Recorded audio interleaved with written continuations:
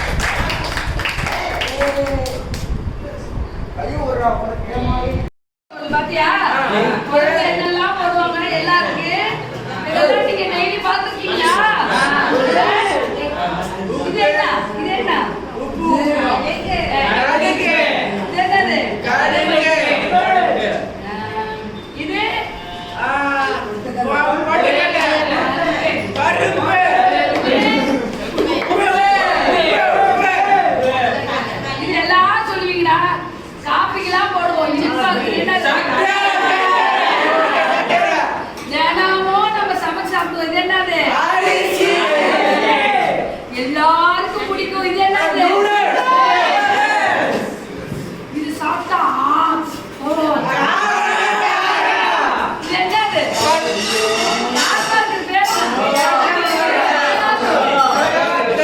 இது போட்டா மஞ்சள் மஞ்சளா இது சாப்பிட்டா ஹெல்த்தா இருக்கும். இது எல்லாருக்கும் பிடிக்கும். இது என்னது? சூப்பர். இது சாப்பிட்டா பிடிக்கும். இது என்னது? இது என்னது? பாயாசம். இது என்ன பட்டாணி? என்ன கலர்ல இருக்கு? பட்டாணி. சூப்பர் தான். சூப்பர் தான். இது நம்ம தொண்டை வலிக்கலாம் இது கொடுப்பாங்க. இது என்னது? இது என்னது?